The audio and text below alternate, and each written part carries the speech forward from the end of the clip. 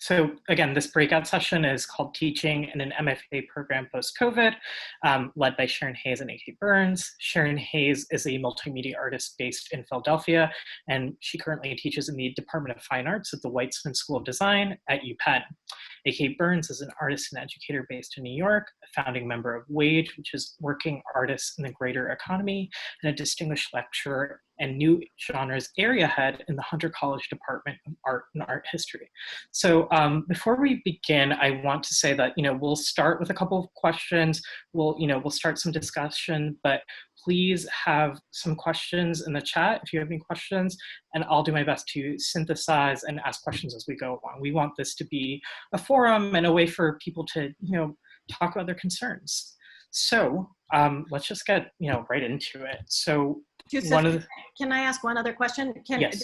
Do we have, now that we're a smaller group, the bandwidth to invite people to turn on their video? They don't have to, of course, but. Please, if you would like to turn on your video, that'd be great. Cool. We're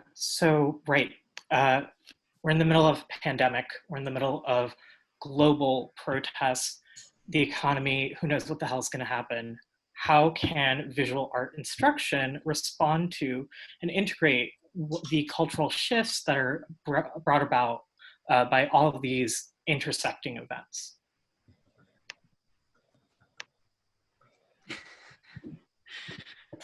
Sharon, how do we want to break this up? Well, I think that that's a really large question. Maybe I do want to start, now that we're all gathered, I would like to say thank you to everybody for coming into the breakout, and I'm really looking forward to the conversation. I'm speaking to you from the ancestral lands of the Lenni Lenape, which is now in my case called West Philadelphia, and from my home where I now teach, work, engage with my family, care for my family, and on occasion participate in public conversations like this. It's an incredible pleasure to, and a privilege to have sort of just heard all of those amazing presentations. And so I want to thank all of the organizers and presenters. I've learned a ton from those reports. And I think for me, there are a lot of people here in the breakout room who are educators and artists moving inside of and outside of institutions and educational ones as we do. So it also feels important for me to say, I've been teaching art, specifically in my case, performance and video, for over 20 years in various institutional contexts. I currently teach, as Tusif said, in the MFA department at the Weitzman School of Design, which is at the University of Pennsylvania, where, as of 7 days ago, I was appointed full professor. That means I am tenured, I have security, I have a steady income, I have health benefits, and I have retirement benefits. I say that as a way of beginning before I say anything else to address the question, in part because teaching for me is a profession, which means it's a promise, it's a commitment, it's a relationship, and it is also a job. And I think that is one of the binds that we are also in, is that it is a job, and it is a job that has become quite isolated, a somewhat isolated path for us as artists to have those three things that I enumerated: safety, security, a steady income, retirement, health.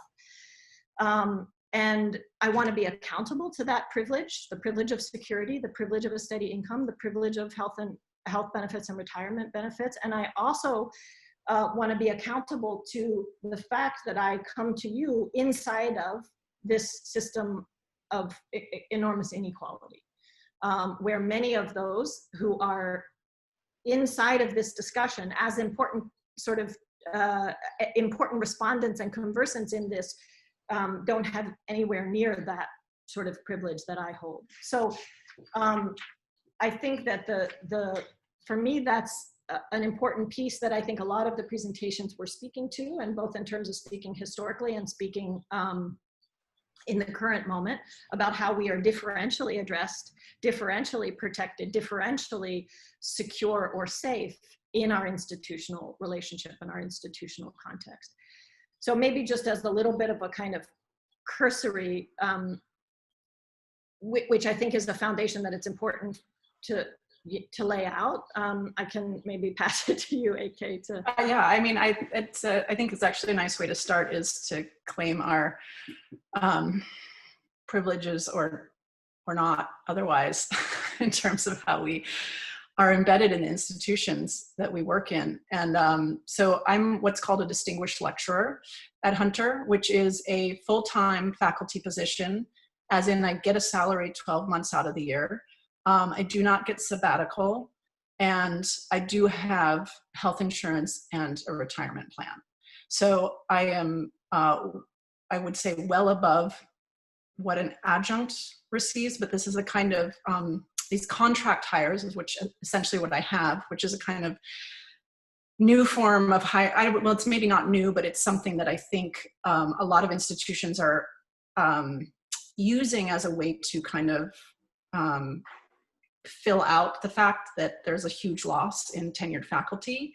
There's a necessity for more full-time faculty, but there's an unwillingness to fulfill tenured faculty positions for a number of reasons, which is maybe a longer discussion. So I'm given a 7-year contract, of which I am asked to renew every single year. So it's actually just an annual contract that ideally I get for 7 years. So I fortunately got my contract this year, and I'm employed for another year. And I have, prior to this, spent about a decade adjuncting in various capacities.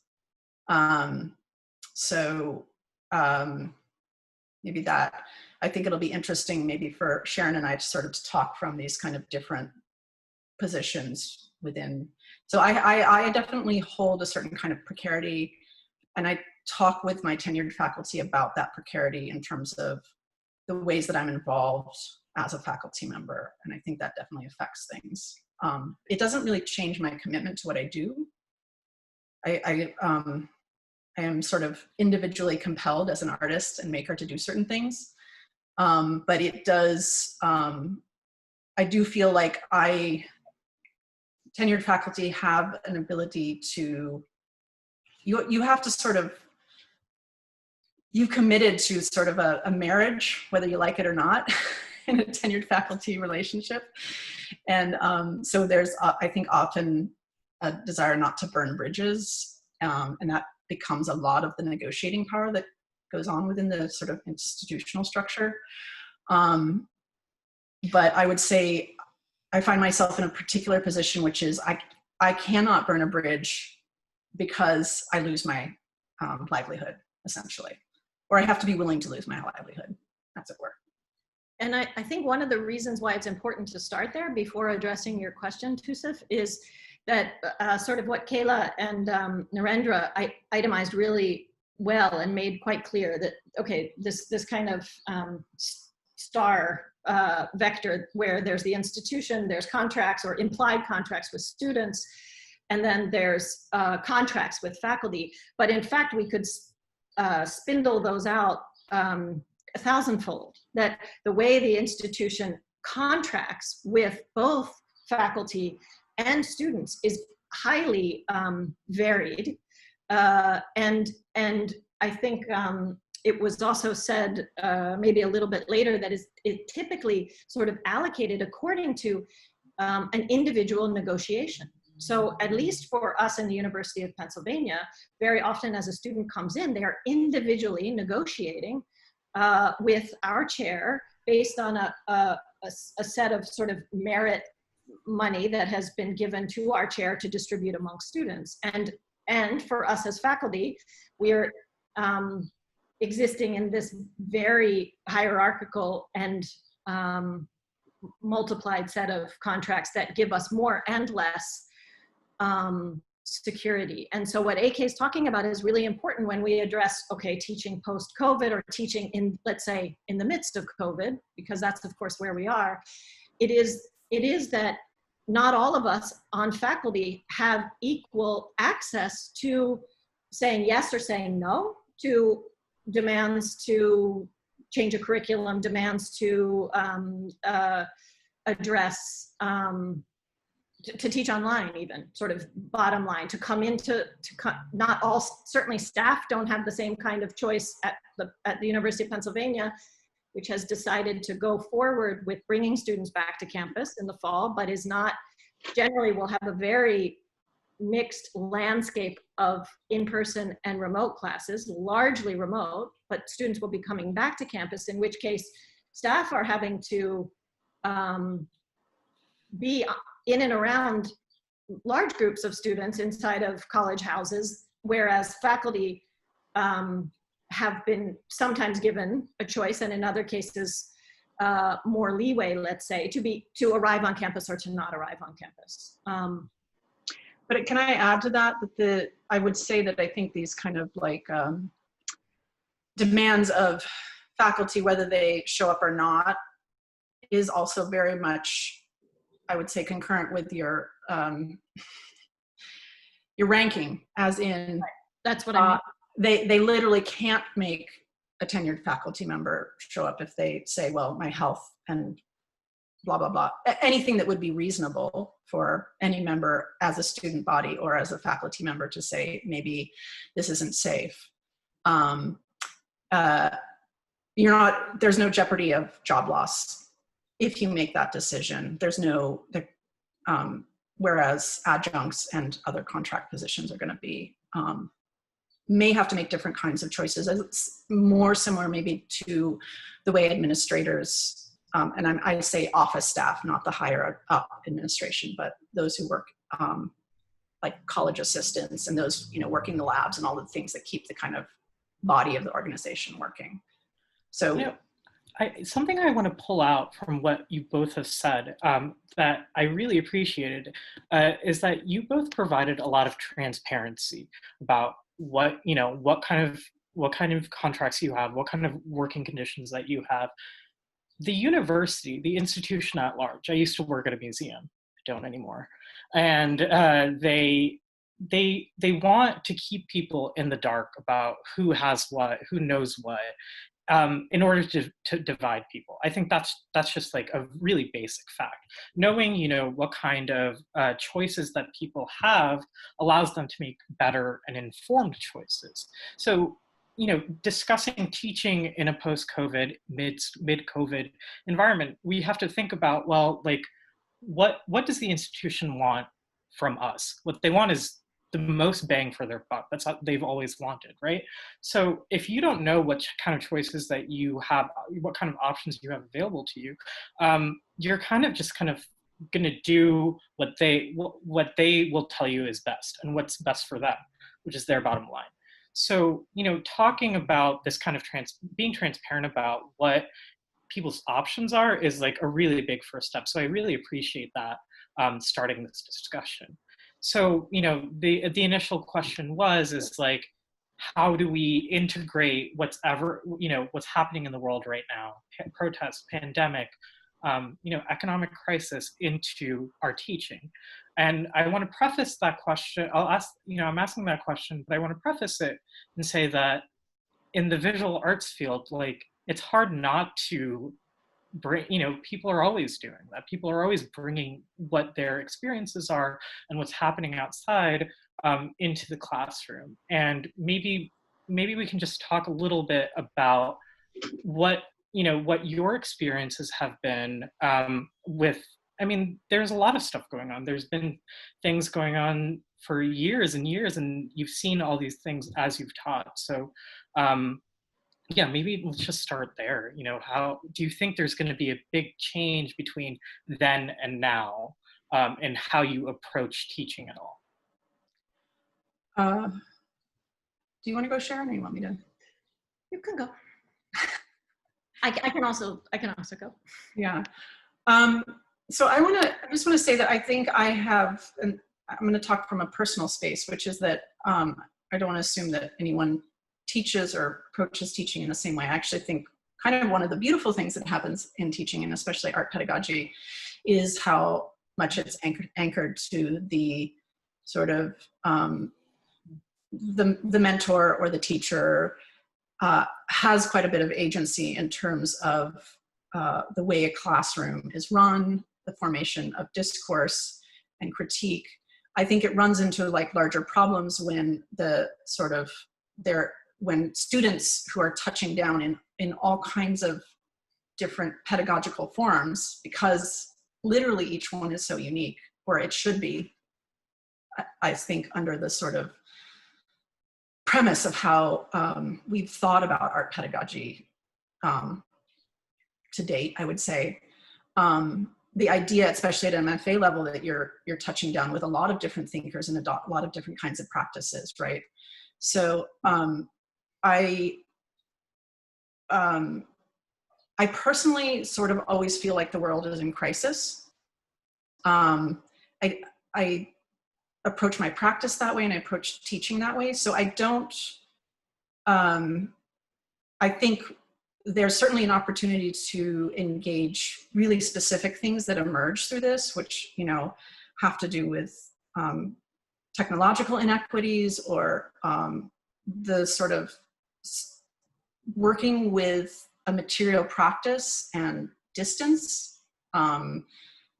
There's, I don't know, I don't want to get into the list of everything that there could be there in terms of sort of new thinking that's emergent through this moment. But I think that for me, most of this is most of how I'm teaching next semester is a continuum of things that preceded and will exceed this moment. And so like one of the things where, and I think that's maybe reflected a little bit, like Christina brought up Paul's pedagogy working group. This is something that Paul,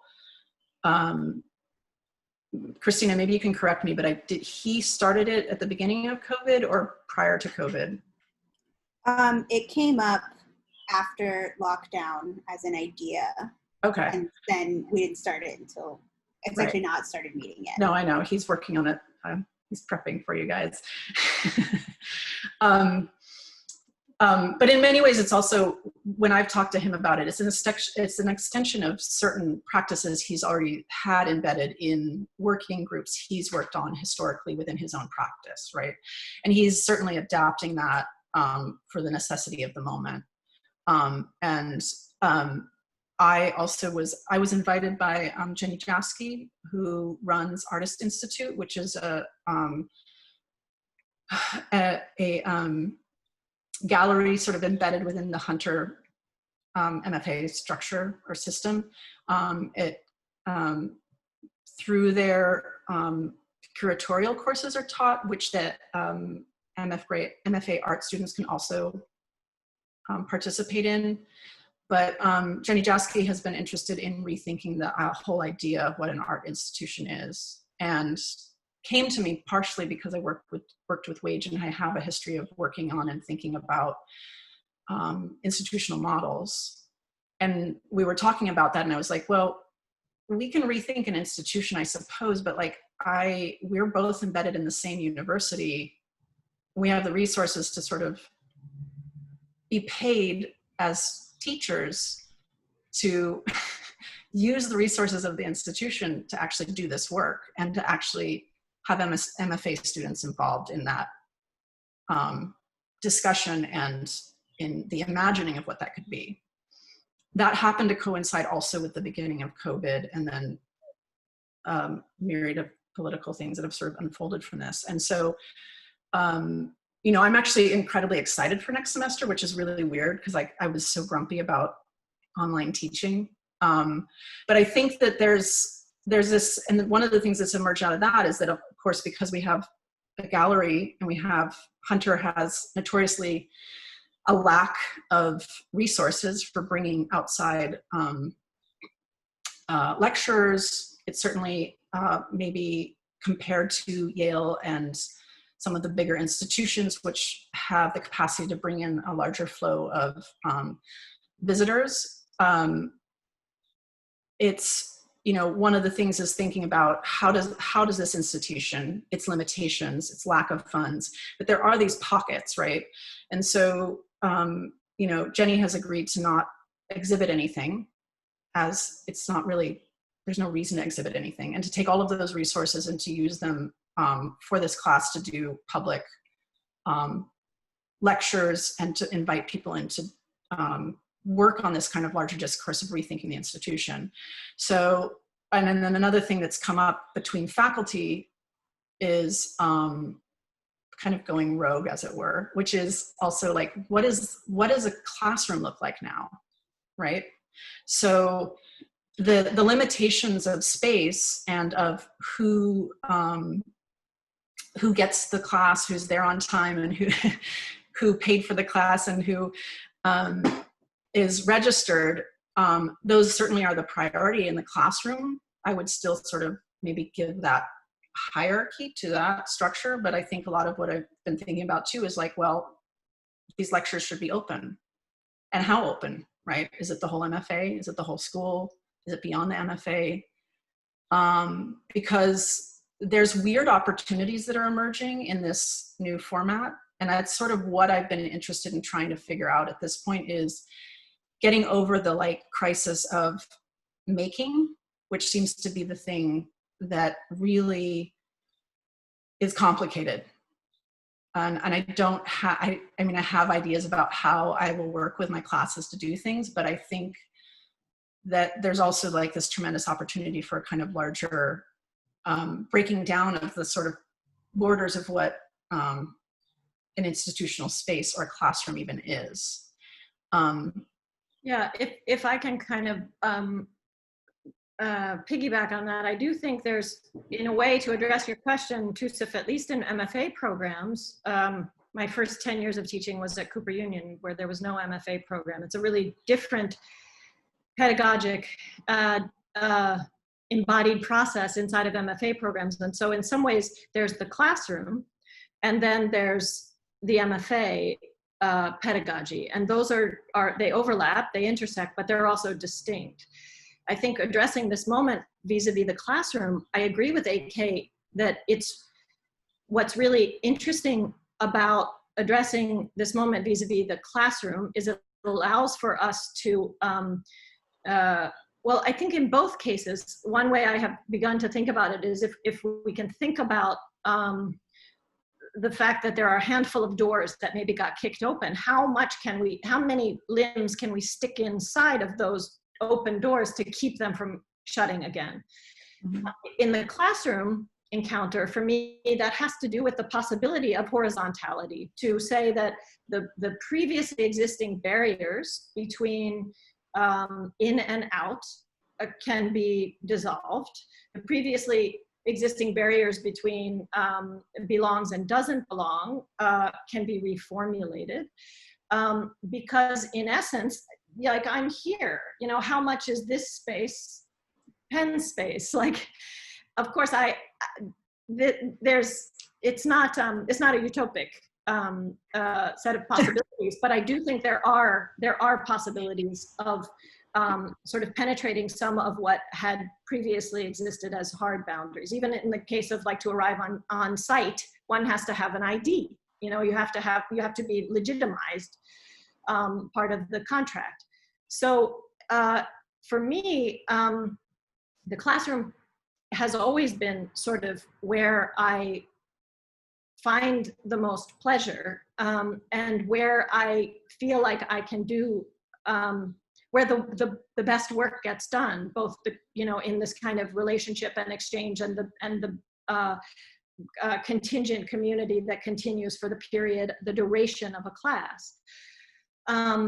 It is not a safe space. It's never been a safe space, and particularly because it's grounded in or held by an institution, we are differentially vulnerable to injury, to exclusion, to vulnerability, and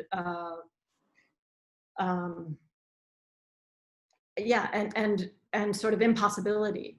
But I think those are places where, as a faculty member, I've been able to carve out temporary sort of space from the institution. It's always a fiction, but it can operate inside of a classroom. With the MFA advising, there is a different set of possibilities for sort of jamming my hands in these doors to stay open. I think these institutions of higher education in the US have been about perpetuating white patriarchal wealth. And the calls now, which these amazing and cogent calls from multiple collectives who have taken really hard labor to make exacting and really visionary demands, turn the attention to certain procedures that have been going on. So obviously COVID arrives on top of an already existing set of crises, and all the panels all the presentations today were addressing components of that crisis. There, I feel like as a tenured faculty, my accountability is to try to stay attentive to where I can make those failings transparent back to the institution on one hand, and start to, with colleagues, refuse some of the sites of complicity that have pre-existed. But that's also very hard work. And I think that one of the things that people probably know quite well, but for those of us who teach at MFA programs, post-COVID, if we had time and access to time and resources, the faculties at many art programs are amazing and amazingly visionary and really committed to social justice and disability justice. And there's all sorts of things that could be rallied to really redefine art education across, in and outside of institutions. But the question of A, the tethered relationship to the institution, B, access to time and resources, means that we're right now frantically trying to care for our students in a way that the institution is failing. Mm-hmm. Which is like it's like a hamster wheel. It's like all I'm doing is running on this hamster wheel to no great benefit to my students, unfortunately. Yeah, I want to double that, which is that the teaching semester never ended this year, and it does feel like the heavy lifting, even what the emotional labor and everything else that sort of extends beyond that is definitely landing on the full-time faculty and those, certainly in my department, the head of the department, people like that are just really, there's a kind of relentlessness, there's a necessity to do so much, and there's a relentlessness of there's no actual right answer or best way to do anything, because you can't predict anything, you can't control the circumstances enough to actually make a sound decision. And then in the case of Hunter, we're also just fighting to make sure that we still have faculty next semester because we're a public institution that is waiting on Cuomo to slash the budget. And so there's, it's a very complicated cesspool of a lot of, I think, work well beyond what most of us as faculty do, certainly in the summer months, and an awareness of how hard this is for students. I don't know what else to say. I just want to sort of second Sharon's. I appreciate that. No, I appreciate that, because what I think both of you are also talking about is okay, so what is the classroom? What is the classroom for? Pre all this straight to online thing, it was a place to make work, show work, be around work, do crits, all that sort of stuff. I'm looking at a question in the chat from Brandon Sword, who asks, is the fact that professors have control over their classrooms a way to give them a sense of false agency? At my institution, I think many faculty have been startled by the lack of institution decision-making that they have. So it's what kind of power, authority, possibility does the instructor have?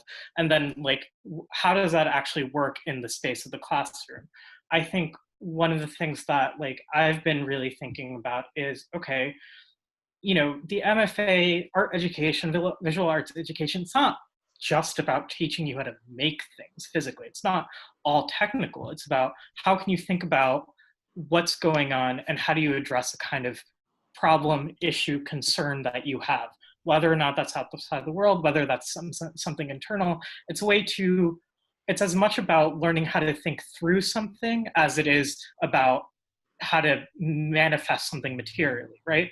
So perhaps maybe, you know, in light of Brandon's question of like what kind of powers instructors have, whether that's like striking, petitions, something else, for to agitate for change, maybe one of the things is, well, how do we, you know, if there were a curriculum or something that you've always wanted to teach and, you know, maybe you never had the chance to do it before, is this an opportunity to do that now?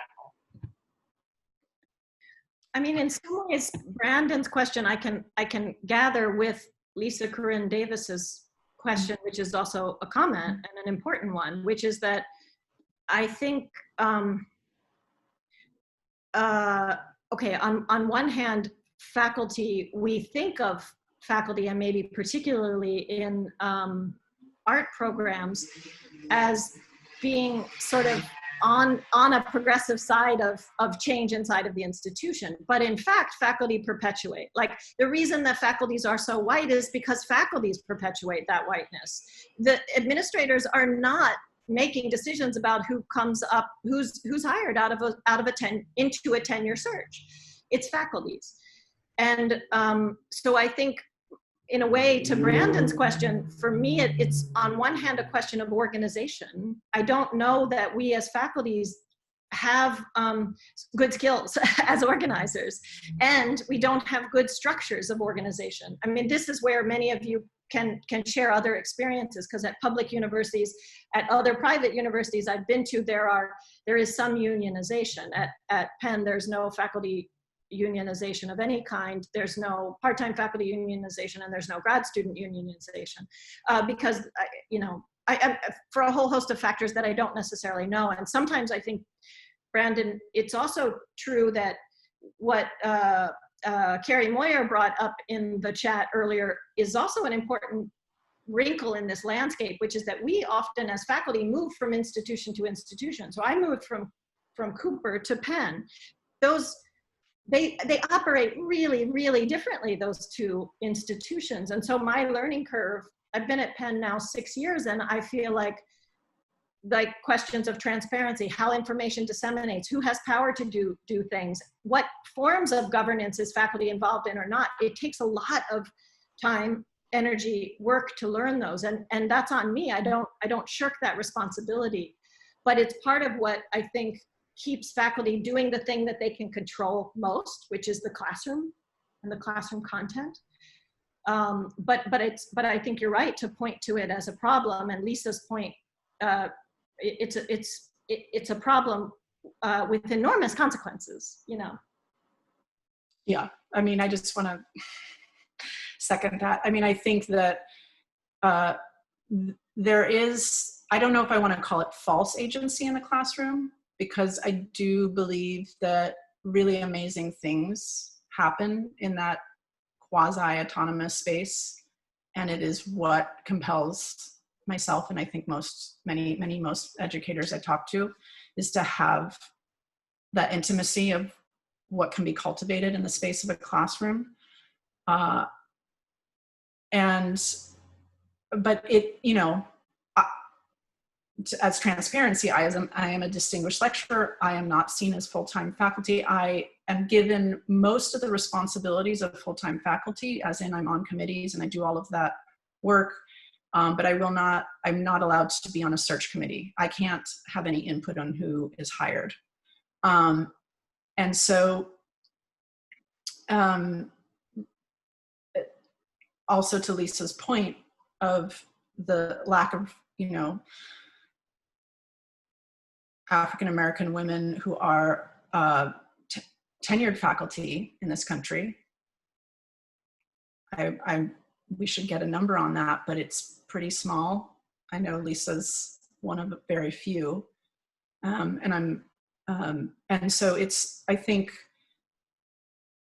it's kind of, we're also, there is this kind of generational shift that I see happening, which is I mean, I remember when I was an undergrad in the 90s, it was really a male-dominated art school. It was mostly white men who taught me. I now have the privilege of teaching among a more diverse group of faculty, certainly, but these are slow evolutions. Like every time a little tenured position kind of cracks open, maybe we're lucky enough to sort of slip in some kind of,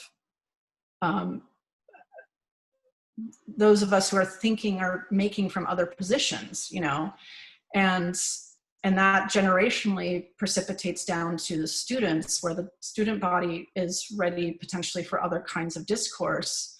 And, you know, this is a very hard question also, I think, about tenure, right? Which is, well, I think everyone should have what Sharon has, right? It's like when you put that kind of time in to teaching, the security, the ability to like support your practice and to be engaged with forming an institution. And like, that's a real commitment that tenure can make with its faculty. Yet most of the kind of complexity of the education that the students receive are coming from adjuncts and from those with more insecure positions. And yeah, so this is a systemic problem, and a sort of call to like the responsibility of the tenured structure, I think, in many ways. I think there's like, what do we do in the classroom is one big question. And I think all of us are working on that in various capacities. Hopefully everyone is working on it. It needs to be,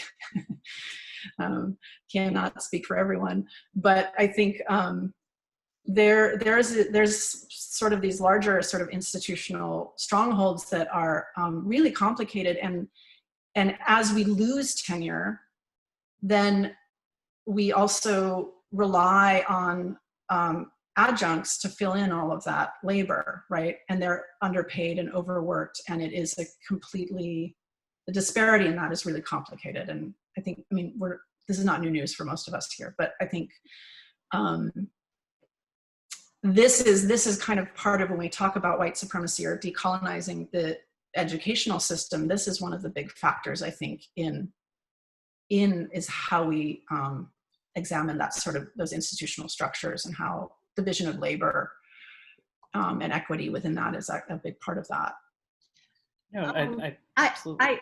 I just wanted to add one thing, and then maybe it's a nice time to open it up and see if people have comments or questions too. But the one thing I wanted to add is that I have a similar experience to A.K. in terms of understanding now after 2, 3, 4 decades, 3 decades maybe, the state of perpetual crisis. And of course, the state of perpetual crisis is it's convenient for those in power because it keeps us sort of, you know, running this wheel. So the one thing I would say is that we are in a moment of both extreme injury and violence and a moment of extreme possibility. And that is part of an ongoing and long durée of crisis. And that means for us inside of the institution, I guess, 2 things. One is that we're not stranded, like in that the work that we do outside of the institution pushes the institution as well. Like, I feel very called to commit to the city of Philadelphia right now and to work on issues facing the city of Philadelphia. Those feel like that also feels like work that pushes and pressures the institution I work in. And that's really necessary, as is work in the classroom, as is sort of maybe seizing upon this moment where all parts of our life heap on top of each other to say, okay, so then we're working in these multiple capacities and they are all important. Mm-hmm. And the one thing I have noticed that I feel incredibly inspired by is the centering in this moment of uprising of Black cultural production, and recognizing its incredible value and contribution to the economies of the city, the states, the country, but also this moment in which art is not, I feel, I mean, maybe my students can correct me if I'm wrong, but early around COVID, there was this question of like, well, what does my work even matter at this moment? And now I would hope that we all see our work as deeply important, and that that cultural production is activism. It is forms of making, and the activism is cultural production. And those are inspiring conditions, and they're inspiring conditions to be what the classroom mostly allows, which is an incredible privilege, is for me to be in contact with a group of artists around those questions. I concur. Absolutely. Yeah. And, Yeah. you know, I think one of the things that I've been thinking about a lot is, you know, in the midst of this, how do we center health, student health, faculty health, and all the different manifestations of it? So we know that people are overworked. We know that like people, you know, the kind of pressure cooker of this kind of environment is injurious to everyone, right? So like, I think maybe going forward, one of the things that we can think about is the way that you teach, how you teach, the expectations that you set, the sort of demands. You know, people do want, again, like they want what they paid for, but like at this moment, like we have to understand that like the kind of labor that everyone is putting in, it takes a toll, and we have to think about that. And I think that's something we should, you know, center in like going forward. And I do want to look at some of the questions in the chat and maybe sort of synthesize, you know, when the sort of questions are coming up as what can faculty do for students when the institution fails them, right? So that, you know, some of the questions raised is, should faculty refuse to teach? Well, yeah, slip there. But should faculty refuse to teach? Should faculty, you know, what are the forms of resistance to that we have available to us?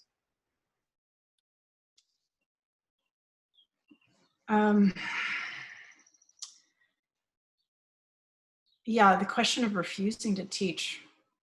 It's interesting. I've had more of a thought about being on an art strike than being on a teaching strike. As in, not that, I don't know if I really separate all these parts so much. I think anyone who teaches for a long time, it embeds itself in your life and your practice in such a way that it's not really separate things. But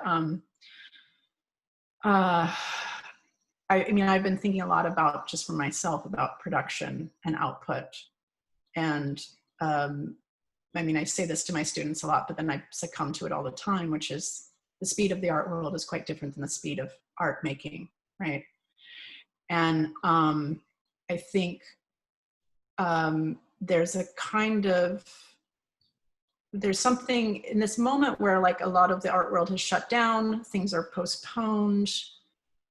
If you don't want to travel, you shouldn't, because you really just shouldn't travel to begin with. Like a lot of the things that kind of keep the mechanism of art production going are radically atrophied.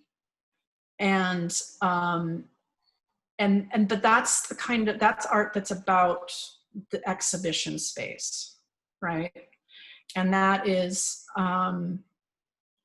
I think, a small facet of what a sort of creative practice can endure and encompasses. And, you know, I have long-term projects, so I'm thinking like, I've been thinking like, well, maybe I won't do my gallery show this year. Like, why?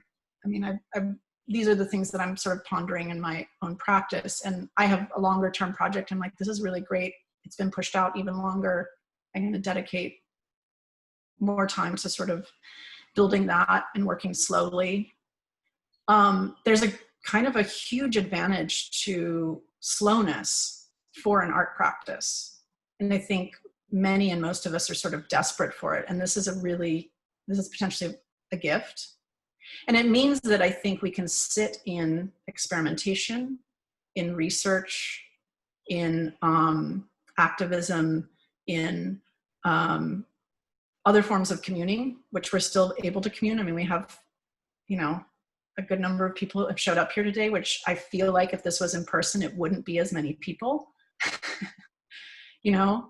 And so there's, I think, I don't know if I feel like I've sidetracked maybe from your original question a little bit, but I do think that there's sort of, there's an immense possibility for making and teaching and thinking outside of what has forced us into being a bit of a production machine, right? The MFA system is a component of this larger sort of art world system that we keep chugging along, right? And we push out MFA students, they become like teachers, or they go into the art world and they show and they do the thing, and everybody got to keep the engine going, right? The hamster wheel, another aspect of the hamster wheel that Sharon is talking about.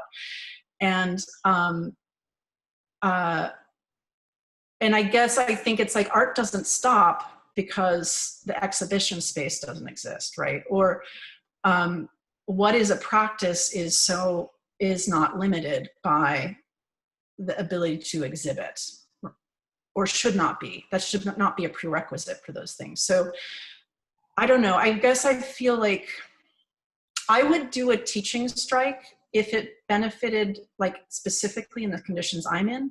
I'm at Hunter, it's a public school. There is real, we have a union. There are real political situations going on with making sure that everyone stays hired, with keeping the school functioning, with the way that funds are distributed. You know, we know that most of it goes to public safety and not to public schools. These kinds of things, there's a tremendous amount of activism that feels that it is part of and attached to teaching at this moment. So I personally would only strike if it was to benefit sort of the larger project, but I also think there's a huge benefit to teaching at this moment, I guess is what I'm trying to say. Yeah. I mean, I feel like I don't know one person who's not attached to an MFA program or an art program right now in an institution of higher education who isn't going through an existential crisis, like deep existential crisis. And I feel like the question of striking is, I think effective labor strikes also need to address the consequences of work strike, which is to say the consequences on adjunct and part-time faculty, the consequences on staff that are working for our programs, the consequences for students, of course, the consequences for the city and for the attached sort of, and that those have to be part of the organization of striking. I do think, so I think it's really important that those structures continue to build and proliferate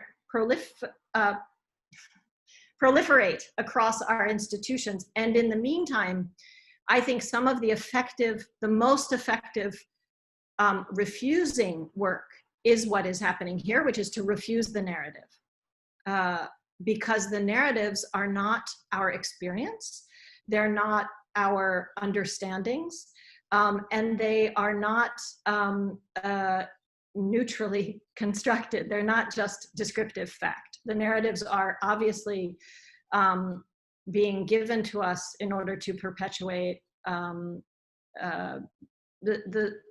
situation as it is. There's no great restructuring vision going on in our institutions right now. No one is thinking, okay, this huge global pandemic has hit and there's a massive, one of the, if not the largest protest movement in the world up until this point. And let's, shift a little something here and a little something there. And I think what we can do and the work that we can continue to do is to chip away at the narrative and to support activists and organizers and collectives that are making really strong visions, that are leading with strong visions about what could happen in this moment, inside of the institution, in the city, in the state, in the country. That's wonderful. I just want to acknowledge that, so we have until the hour. We're hoping to end in 5 minutes. So maybe just one more question I see here. Can we talk about this in terms of Poststudio, post-individuated art practice, and how that contradicts some of the demands? maybe that is one aspect. And I'm seeing Andrea's question, what about really stopping what we are doing as artists and doing work that is necessary? How could that look like? You know, speaking in a way, I think Sharon addressed it, you know, like, I think what I would love to see is people, educators of all kinds, students of all kinds, to stop being resistant to the idea that art and social justice can't work, or that there's something called social activist art and there's something called social activism. All of this, I think, needs to be integrated together, as Sharon, you said. But yeah, that's just sort of, I think, yeah, trying to dissolve that boundary between student and teacher, and this kind of hierarchy is part of it, dissolving these boundaries between departments and within institution, dissolving these boundaries within genre or type of work, and activism, I think might be one way. But I want you two to have the last word on that. Well, I don't know. I know we have such little time. I guess with Katya's question, I'm curious, Katya, what you mean specifically in terms of the contradiction. Oh yeah, sorry. Hey, Sharon. Yeah, just that the contradiction that I guess from the earlier student presentations, from my own what's been happening at Bard MFA, there is this emphasis on studio practice, what we're losing, and I'm really all for actually replacing all of it with a new collective I see. study and action framework, but yeah, okay.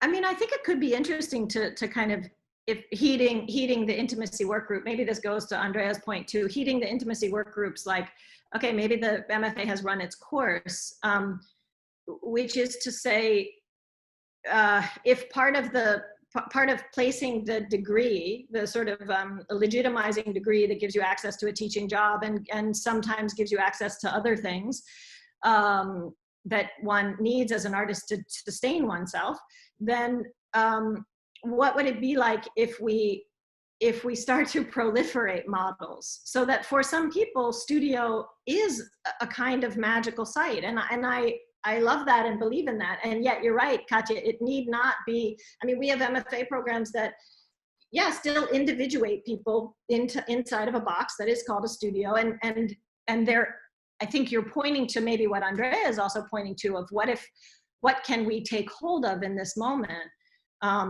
And my only comment would be like, yes, let's do it. Let's keep talking and let's figure it out. And also that it need not necessarily exclude other forms of cultural production. What we have to think about is the ways that's attached to spheres of power, or spheres of access, or spheres of legitimation.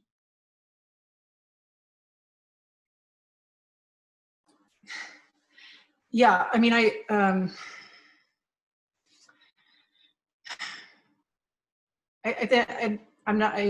feel similarly in the sense that I don't know about the sort of this whole idea that the MFA model upends itself and is a kind of communal political structure, which actually essentially it is and can be. And I would argue, Katya, I think Bard MFA really activated that this year. There was a kind of upending. I don't know where it will land ultimately, but that also is something that's being produced from the students upwards, I would say. And I'm seeing that at Hunter. I think a lot of us are seeing that in different schools where, you know, what we've received letters from Decolonize the MFA, which I'm like thrilled to see and to be faculty in a time when like this is happening. all of you as students are like also not treating yourself as isolated, not only isolated in the classroom or within the single institution, but that you're a larger community of artists, of peers in this moment that carry experience with you that is shared and that necessitates collective activity. And, you know, whatever it is that motivates, because we have political crisis, because we have so many factors that are kind of fueling our fire at this moment.